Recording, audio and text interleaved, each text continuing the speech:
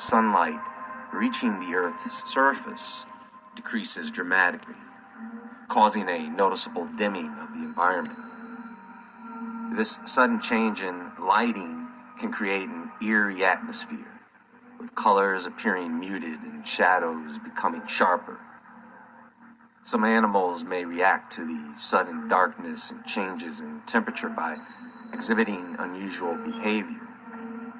Birds may stop chirping, and nocturnal animals may become active, mistaking the darkness for nighttime.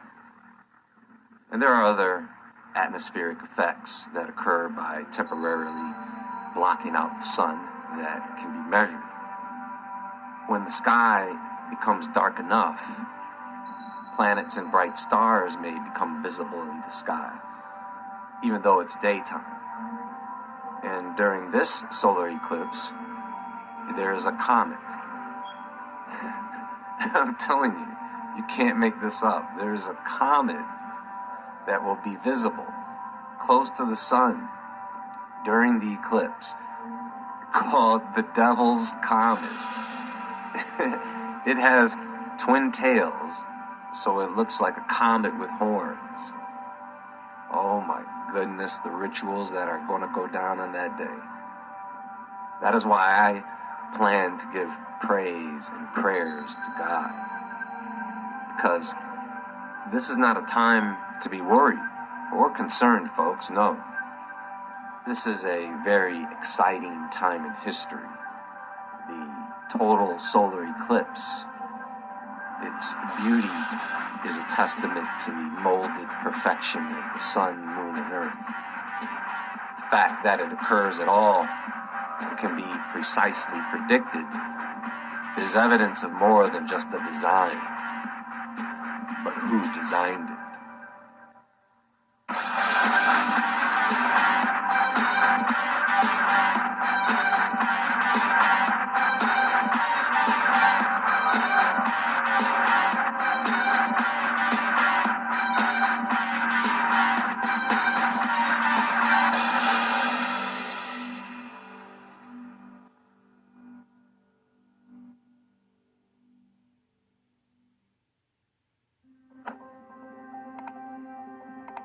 So, this total solar eclipse, we should be excited because it is a great reminder of the existence of a creator.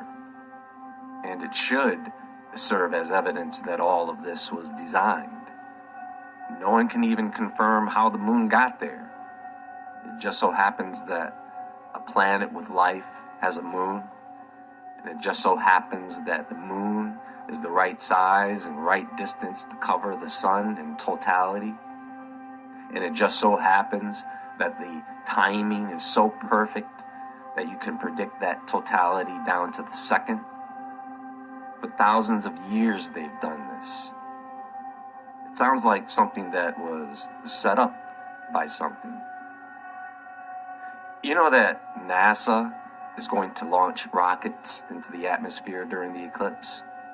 3 of them, to study the disturbances in the ionosphere created when the moon eclipses the sun. They are smaller rockets, something you would use to collect data. They are kind of cool looking, like something someone would build in their backyard in an 80s sci-fi movie. You know what this reminds me of? Remember Superman 4 and the Quest for Peace? You know, Superman learns of the dangers posed by nuclear weapons and the potential for global destruction. So he makes a decision to rid the world of all nuclear weapons. And so he collects all the nuclear warheads and hurls them into the sun. But Lex Luthor takes Superman's DNA, which he then places in some type of device that was packaged on one of the missiles to create Nuclear Man. You know you are going to hear people online who are talking about the eclipse. Some of them are going to show you connections to various symbols, prophecies, etc. like the eclipse is going to pass over Little Egypt and Illinois. That happened last time with the towns of Salem. Remember that? Or that the paths of the 2017 solar eclipse and the 2023 solar eclipse cross paths to form a double X. And you're going to see other connections to various things because that is supposed to happen. It's designed, folks. See, you're going to be able to make number connections to certain dates in history and other numbers like 666. And people are going to make connections with the name of certain cities or towns.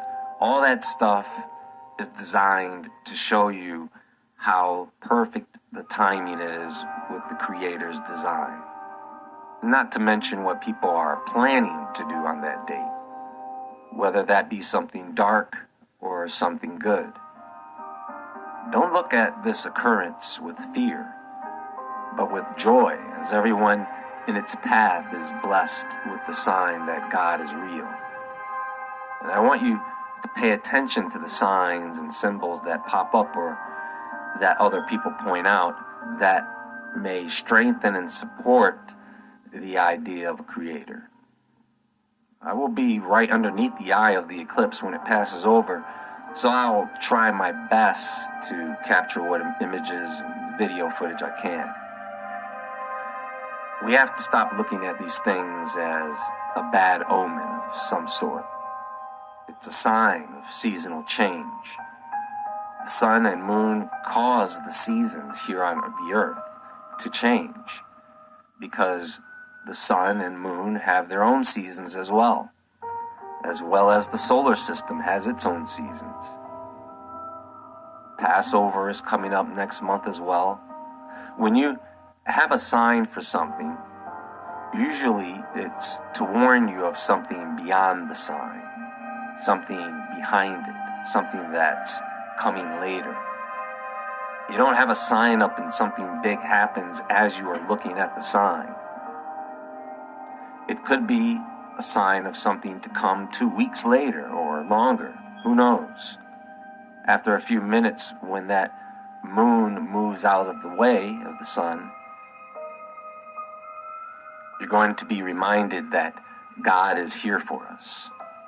So whatever happens, not a problem. What's next then? Are we done here? No?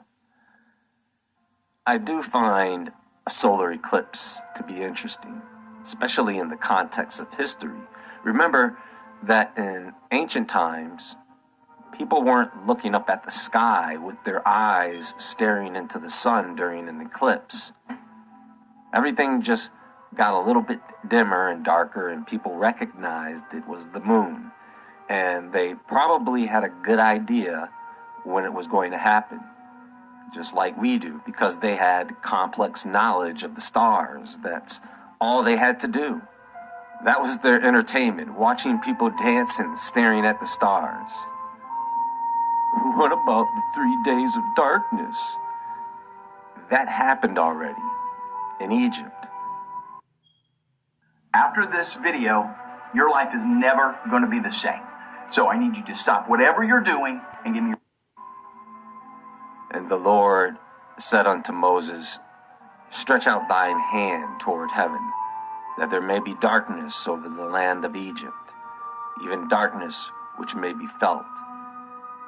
And Moses stretched forth his hand toward heaven, and there was a thick darkness in all the land of Egypt 3 days. They saw not one another, neither rose any from his place for 3 days. But all the children of Israel had light in their dwellings. By the way, does that sound like a solar eclipse to you? By what? The moon? For 3 days, the sun and moon just stopped moving in that position? Was there something bigger than the moon that passed in front of the sun that took 3 days to pass?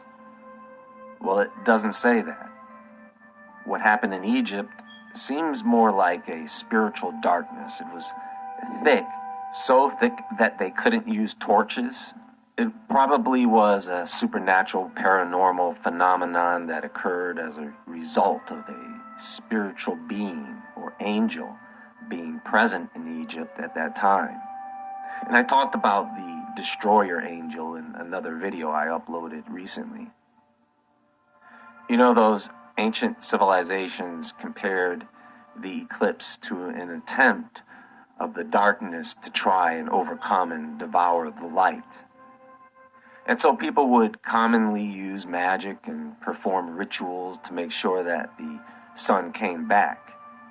And people in the modern day will be doing that somewhere around the world or in many places around the world, whether they are traditional rituals or dark magic.